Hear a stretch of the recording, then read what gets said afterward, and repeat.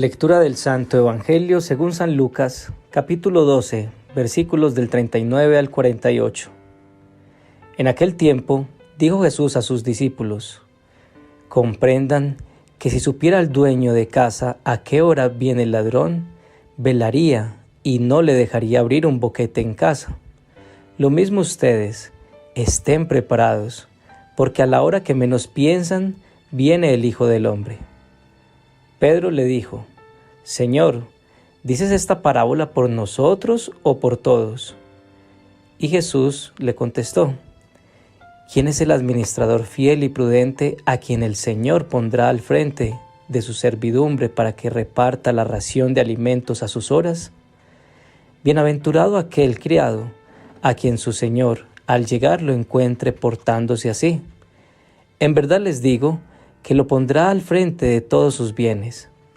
Pero si aquel criado dijere para sus adentros: mi señor tarda en llegar, y empieza a pegarles a los criados y a las criadas, a comer y beber y emborracharse, vendrá el señor de ese criado el día que no espera y a la hora que no sabe, y lo castigará con rigor, y le hará compartir la suerte de los que no son fieles. El criado que, conociendo la voluntad de su señor, no se prepara ni obra de acuerdo con su voluntad, recibirá muchos azotes. Pero el que sin conocerla ha hecho algo digno de azotes, recibirá menos. Al que mucho se le dio, mucho se le reclamará. Al que mucho se le confió, más aún se le pedirá. Palabra del Señor. Gloria a ti, Señor Jesús.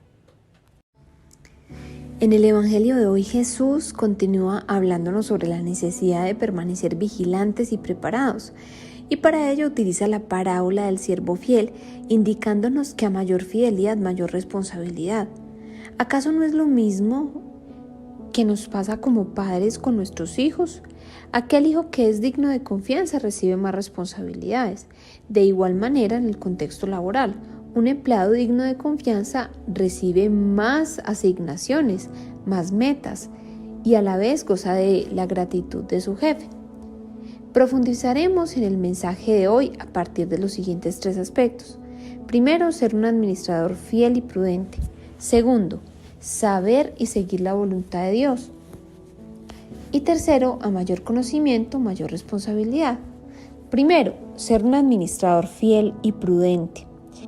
Dice el Señor en su palabra hoy: ¿quién es el administrador fiel y prudente a quien el Señor pondrá al frente de su servidumbre para que reparta la ración de alimento a sus horas?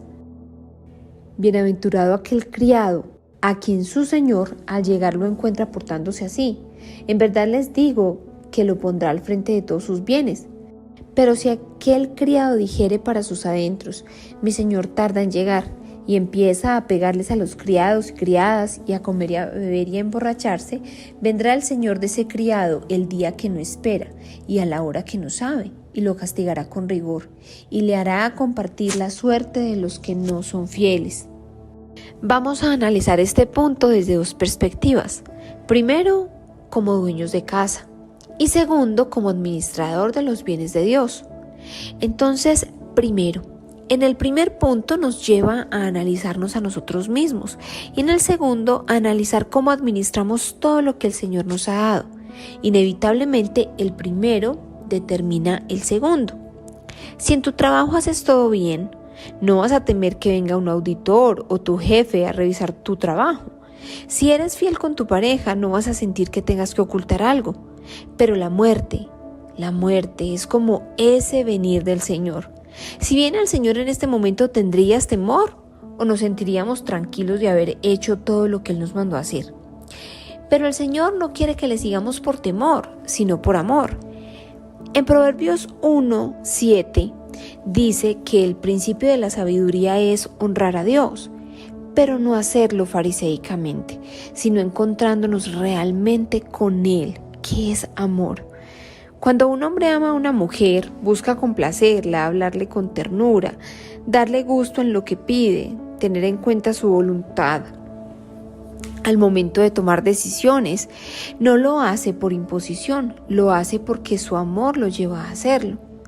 Cuando aprendemos a enamorarnos de Dios, a tener el santo temor de Dios, pero no desde el miedo, sino desde el querer agradarle, entonces empezamos a tomar la decisión de hacer lo correcto porque lo hacemos precisamente por amor a Él. Y esto toca otras áreas de nuestra vida. Queremos crecer en todo hacia Dios, entonces por amor a Dios queremos actuar con honestidad en cuanto al dinero, queremos actuar con fidelidad, buscamos la forma de actuar con sabiduría en todo, desde nuestras relaciones de pareja, familiares, laborales. Tú hoy vas a ser el protagonista de la historia de hoy. Pensemos en cada uno de nosotros a lo largo del día. ¿Qué tipo de siervos somos? ¿Esos que faltan a sus principios porque piensan que no los están viendo? ¿O aquellos que le entregan a Dios todo lo que hacen y tratan de dar lo mejor? Hoy pidamos al Señor que nos enamore profundamente de Él. Segundo, ¿sabes si sigues la voluntad de Dios?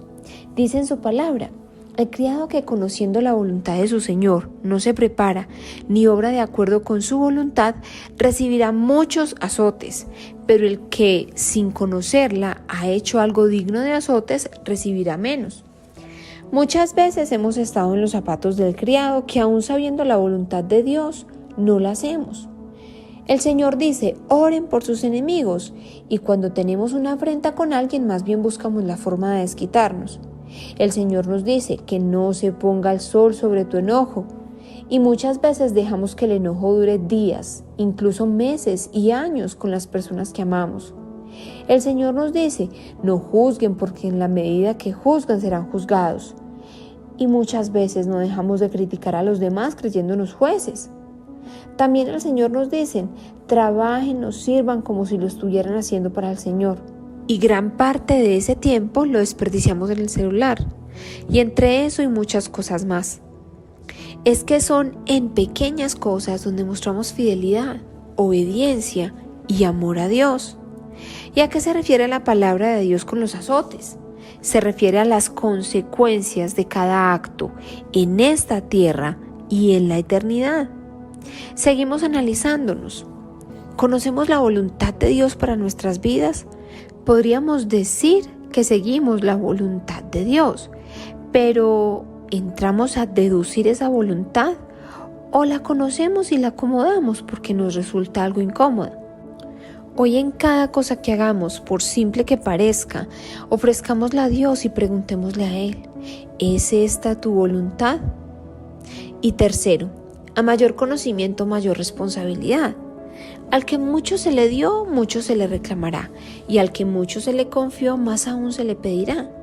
También su palabra dice en 1 Corintios capítulo 2 versículo 4, al que se le encomienda algo, que demuestre pues ser digno de confianza. Pensemos en el administrador de un negocio. Entre más materiales y bienes se le entregue, pues más responsabilidad tiene. Lo mismo ocurre con Dios. Cuando eres padre, se te asigna una responsabilidad por la que tú debes responder. ¿Qué más nos ha entregado el Señor? El tiempo, los recursos alrededor, el trabajo que tenemos, nuestra familia y por supuesto nuestra relación con Él.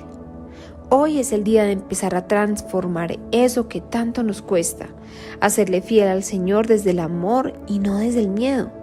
Recordemos que tenemos una gran responsabilidad porque la vida que nosotros vivamos será testimonio para nuestra familia, en el lugar donde trabajemos, en los ambientes sociales donde nos desenvolvamos. El Señor dice en su palabra: porque el que es fiel en lo poco se le concederá más. Oración.